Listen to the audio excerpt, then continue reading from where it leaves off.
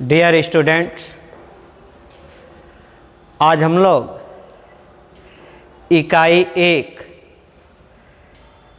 Reproduction जनन और उस इकाई 1 में जो दूसरा अध्याय है sexual reproduction in flowering plants अर्थात पुष्पी पौधों में लैंगिक जनन, इस चैप्टर को इस वीडियो में पढ़ेंगे। इस चैप्टर को कई वीडियो के माध्यम से हम लोग पढ़ेंगे, जिसको पार्ट 1, पार्ट 2, पार्ट 3 ऐसे करके, अर्थात sexual reproduction in flowering plants part 1, sexual reproduction in flowering plants part 2 ऐसे करके जो है हम लोग पढ़ेंगे। तो सेक्सुअल रिप्रोडक्शन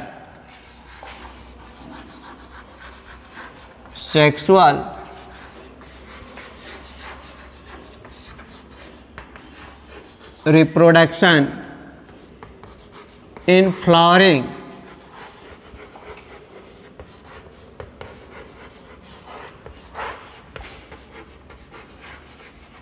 प्लांट्स, पुष्पी पौधों में लैंगिक जनन किसी भी जीव को अपनी वंश परंपरा कायम रखने के लिए अपने जैसी संतान उत्पन्न करने होते हैं। तो अपने जैसे संतान को उत्पन्न करने की क्रिया ही रिप्रोडक्शन कहलाता है, अर्थात जनन कहलाता है, या जिसे हम प्रजनन भी कहते हैं। तो life history of angiospermic plants की आवृतबीजी पौधे का जीवन इतिहास क्या है? Life history of angiospermic plants, आवृतबीजी पौधे का जीवन इतिहास। आवृतबीजी पौधे वे पुष्पी पौधे हैं जिनमें बीज जो है फल के अंदर होते हैं, अर्थात बीज के चारों ओर जो है आवरण पाया जाता है, इसलिए ऐसे पौधे को हम आवृतबीजी पौधे कहते हैं। और ऐसे पौधे जिनमें बीज जो है नेकेड होते हैं, अर्थात नग्न होते हैं, उन्हें हम अनावृतबीजी पौधा कहते हैं, जिम्नोस्पर्मिक प्लांट्स कहते हैं। और आवृतबीजी पौधे एंजियोस्पर्मिक प्लांट्स ये वे पुष्पी पौधे जिनमें बीज जो है फल के अंदर बनता है, अर्थात बीज के चारों ओर आवरण पाया जाता है, तो इसलिए इसे हम आवृतबीजी पौधा कहते हैं। इनके जीवन अवस्था में जो है 2 पीढ़ियां आती हैं। एक होता है स्पोरोफाइट,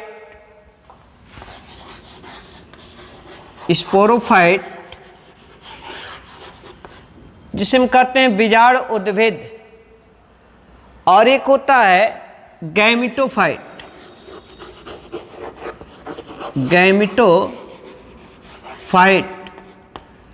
जिसे हम कहते हैं युग्मकोद्भिद। जो स्पोरोफाइट अवस्था होती है या लंबी अवस्था होती है पुष्पी पौधों में, विकसित अवस्था होती है।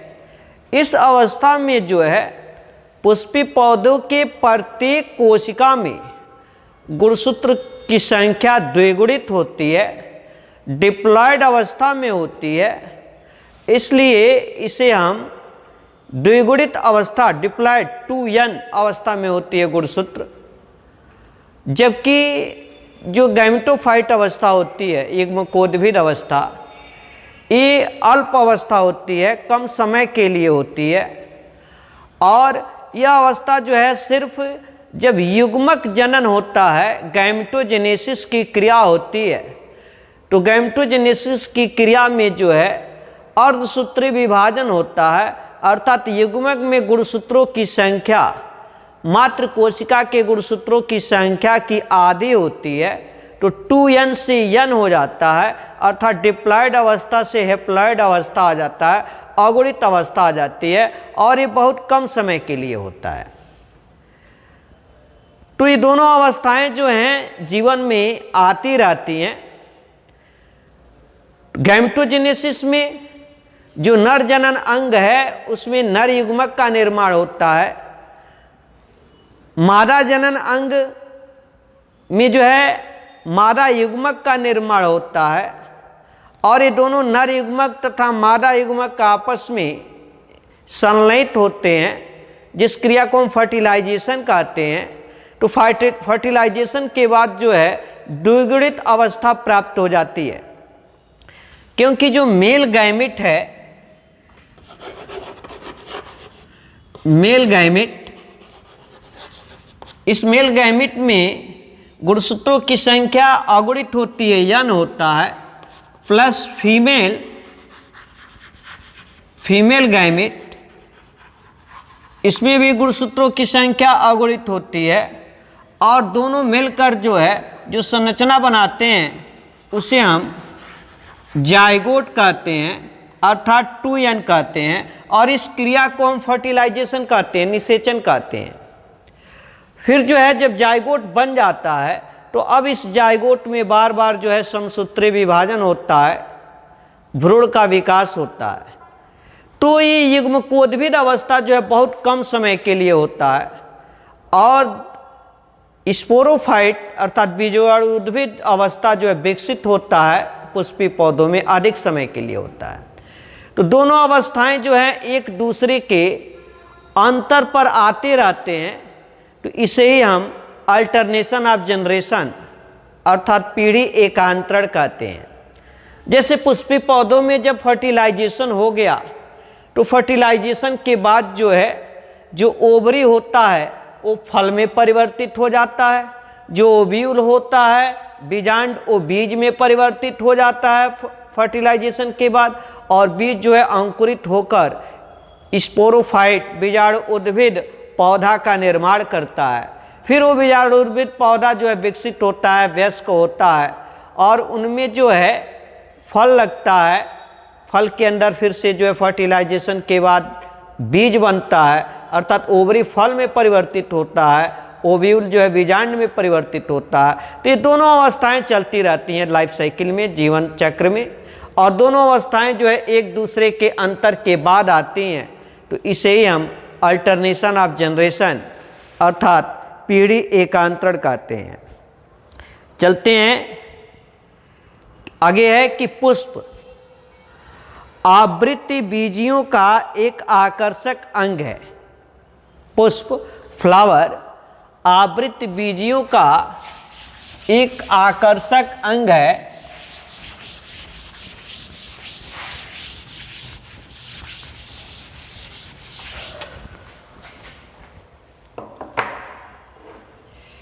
तो फ्लावर किसे कहते हैं, पुष्प किसे कहते हैं? पुष्प जो है तने का रूपांतरित रूप है, और ये पुष्प जो है पौधे का सबसे आकर्षक रंगीन संरचना होती है। जैसे किसी भी पौधे को यदि हम देखें, यदि गुलाब के पौधे को देखें जिस समय उसमें पुष्प लगा है, और कहें कि वहाँ गुलाब का पौधा दिखाई दे रहा है, तो किस रंग का कैसा दिखाई दे रहा था? उसमें जो है गुलाबी रंग का जो है पुष्प लगा हुआ है।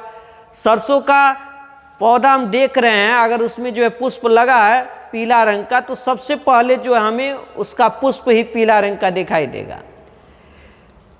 गुड़हल का यदि पौधा है उसमें पुष्प खिला हुआ है, अगर उस पर देखें तो सबसे पहले जो है हमें गुड़हल का लाल पुष्प ही दिखाई देगा। अर्थात ये पुष्प है क्या कि पौधे का सबसे आकर्षक भाग है। पुष्प जो है पौधे का सबसे आकर्षक भाग है, तना का रूपांतरित रूप है, और इस पुष्प का मुख्य कार्य है कि ये प्रजनन कार्य में सहायक होता है, प्रजनन क्रिया में सहायक होता है। और ये तना है क्या भाई, तो पौधे का परोह तंत्र है, अर्थात मृदा के ऊपर जो भाग होता है, जो परोह तंत्र, जिसमें पत्ते, तना, पुष्प सब आते हैं, तो ये भी हम कह सकते हैं कि पुष्प जो है रूपांतरित परोह है, अर्थात सूट है। तो पुष्प सबसे आकर्षक अंग होता है, प्रजनन क्रिया में सहायक होता है। पुष्प के जो है 4 मुख्य पार्ट्स होते हैं, 4 मुख्य अंग होते हैं, जिसमें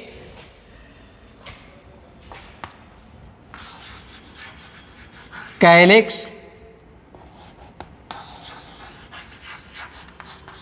करोला, एंड्रोसियम और गाइनोसियम, ये 4 मुख्य भाग होते हैं पुष्प के। कैलिक्स जिसे हम बाह्यदल पुंज कहते हैं, करोला दलपुंज, एंड्रोसियम अर्थात पुमंग और गाइनोसियम जयांग। तो कैलिक्स बाह्यदल पुंज ये पुष्प का सबसे बाहरी चक्र होता है। जैसे किसी भी पुष्प को जो है जब हम तोड़ते हैं और तोड़कर जो हाथ में उसका डंठल नुमा पकड़ते हैं, तो डंठल के ऊपर का भाग जो है कुछ थोड़ा चपटा होता है, जिसे हम थैलमस कहते हैं, पुष्पासन अर्थात पुष्प का आसन। और उसके ऊपर देखते हैं कि पत्ती के आकृति का हरे रंग का या किसी किसी में धागे के समान पतला हरा रंग की संरचना जो है जुड़ी होती है, जिसे हम बाह्यदल कहते हैं, और इनके समूह को बाह्यदल पुंज कहते हैं। ये पुष्प का सबसे बाहरी चक्र होता है और इसका कार्य क्या है कि ये अपने अंदर के चक्र को, अपने अंदर के भाग को सुरक्षा प्रदान करने का कार्य करता है। जैसे यदि यह थैलमस है, पुष्पासन, और यहां इसके ऊपर जो है ऐसे एक कार्पेल, अंडप, यहां नीचे का फुला हुआ भाग कार्पेल का जिसे हम ओवरी कहते हैं, ऊपर एक घुंडी सदृश संरचना है जिसे वर्तिकाग्र अर्थात स्टिग्मा, और नीचे नलिका सदृश संरचना है जिसे वर्तिका अर्थात स्टाइल, और ये फुला हुआ भाग ओवरी अंडाशय जिस पर ये स्थित है पूरा पुष्प, उसे ये थैलमस अर्थात पुष्पासन कहते हैं। तो ये जो कैलिक्स है, यहाँ सबसे बाहर पत्ती के आकृति की ऐसी 4 संरचना होती है। नहीं, जैसे यदि सरसों का पुष्प देखेंगे तो जो पीला रंग का है उसके बाहर, उसके नीचे हरा रंग की पत्ती के समान छोटी छोटी उसमें 4 होंगी।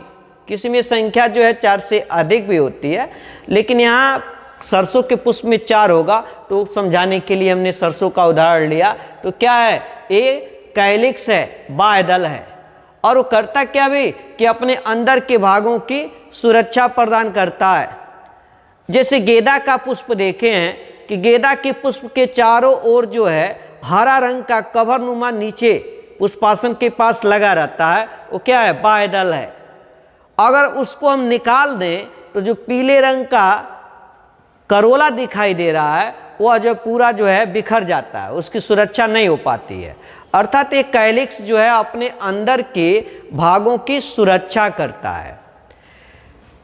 अपवाद स्वरूप में किसी किसी में जो है कैलिक्स के बाहर भी एक बाह्य संरचना होती है। जैसे मालवेसी कुल के पौधों में देखेंगे जिसमें गुड़हल, उदाहरण गुड़हल आता है, तो गुड़हल में जो है इस बाह्यदल के पहले भी जो है 4 से 6 तक की संख्या में ऐसी पतली पत्ती के समान या धागे के समान संरचना होती है जिसे एपी कैलिक्स कहते हैं, अनुबाह्यदल कहते हैं। ये मालवेसी कुल के पौधों में पाया जाता है, लेकिन मुख्य जो है कैलिक्स ही होता है। फिर है दूसरा करोला, अर्थात ये पुष्प का दूसरा चक्र है करोला, जिसे हम दलपुंज कहते हैं। दल के समूह को दलपुंज कहते हैं। ये पुष्प का दूसरा चक्र है। तो यदि हम उदाहरण जो है सरसों का पुष्प लिए हैं तो उसमें देखते हैं कि जो दूसरा ऐसे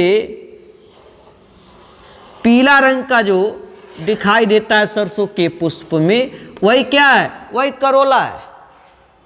पीछे जो है 11th में या पिछले वीडियो में पढ़े होंगे जब फैमिली पढ़ा रहे थे कि क्रूसीफेरी फैमिली का है और इसका मुख्य लक्षण है कि क्रॉस रूपी करोला पाया जाता है।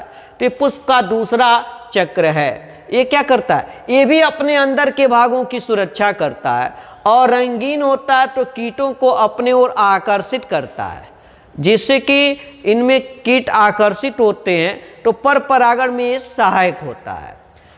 और ये दोनों जो है कैलिक्स और करोला, ये दोनों जो है क्या हैं, ये सहायक चक्र हैं, पुष्प का सहायक चक्र है।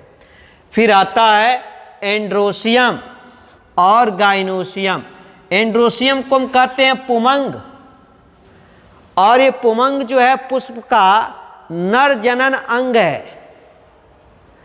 पुमंग जो है एक या एक से अधिक पुंकेसरों के मिलने से बना होता है और ये पुष्प का तीसरा चक्र होता है। इसे ये पुमंग जो है पुष्प का तीसरा चक्र होता है। जैसे सरसों का पुष्प देखेंगे तो 4 जो है बड़े अंदर के रो में और बाहर के रो में 2 छोटे, अर्थात चतुर्दीर्घी एक को यदि हम बनाएं तो ऐसे होता है पुमंग पुंकेसर, और एक या एक से अधिक पुंकेसर मिलकर जो है क्या पुमंग बना लेता है और ये पुष्प का नर जनन अंग है। इस पुंकेसर में ऊपर जो है ये फुला हुआ जो संरचना दिखाई दे रहा है, इसे हम पॉलन सैक या एंथर कहते हैं, पराग कोष कहते हैं। इसमें जो है 2 प्रकोष्ठ होते हैं, 2 लोब होते हैं और बाद में चलकर जो है एक कूट झिल्ली बन जाता है, जिससे जो है प्रत्येक कोष्ठ में 2 उप प्रकोष्ठ बन जाते हैं, 4 चैम्बर हो जाते हैं। और इसके लघु बीजाणु मात्र कोशिका में जो है अर्धसूत्री विभाजन के पश्चात नर युग्मक अर्थात परागकण का निर्माण होता है। जब परागकण विकसित हो जाता है तो फिर से ये बीच का कूटपट समाप्त हो जाता है, 2 ही लोब में रह जाता है और परागकण अर्थात नर युग्मक का इसमें निर्माण हो जाता है। तो ये तीसरा चक्र है।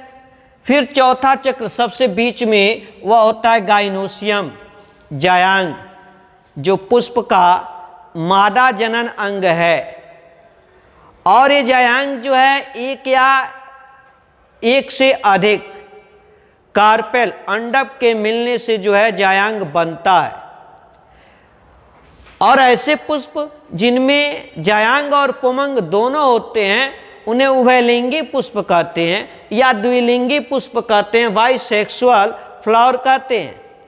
तो जायांग में यदि इसकी संरचना देखें तो सबसे नीचे का जो ये फूला हुआ भाग है, इस फूले हुए भाग को हम ओवरी कहते हैं, और इसके ऊपर जो नलिका सदृश भाग है उसे स्टाइल अर्थात वर्तिका कहते हैं, और सबसे ऊपर जो है जो घुंडी सदृश भाग है उसे हम वर्तिकाग्र कहते हैं, स्टिग्मा कहते हैं। जिस पुष्प में जो है एक ही कार्पेल है तो एकांडप्य है, 2 है तो द्विअंडप्य है, 3 है त्रिअंडप्य है, 3 से अधिक है बहुअंडप्य है। यदि 2 या 2 से अधिक हैं तो ये संयुक्त भी हो सकते हैं, संयुक्त युक्तांडप्य हो सकते हैं, या अलग अलग हैं, 2 ही हैं लेकिन क्या है अलग हैं, पृथक हैं तो पृथक भी हो सकते हैं, पृथक अंडप्य हो सकते हैं। ठीक है। और इस में जो है इस ओव्यूल ओवरी के अंदर जो ओवरी अंडाशय के अंदर जो है ओव्यूल पाया जाता है, और ये ओव्यूल ही जो है फर्टिलाइजेशन के बाद जो है क्या बीज में परिवर्तित हो जाता है। तो इस प्रकार देखें कि पुष्प का जो टिपिकल पार्ट्स 4 हैं, इन 4 में से एक कैलिक्स और करोला ये दोनों तो सहायक चक्र हैं। लेकिन ये एंड्रोसियम और गाइनोसियम, ये दोनों, एंड्रोसियम क्या है, नर जनन अंग है, और गाइनोसियम क्या है, मादा जनन अंग है। तो ये दोनों जो है पुष्प का मुख्य चक्र है। ठीक है, तो आज हम लोगों ने इसमें पढ़ा कि पुष्प के 4 टिपिकल पार्ट्स कौन कौन से हैं। अब कल हम लोग पढ़ेंगे कि नेक्स्ट वीडियो में निषेचन पूर्व संरचनाएं और उसमें कौन कौन सी जो है घटनाएं होती हैं। हाँ, नेक्स्ट वीडियो में पढ़ा जाएगा।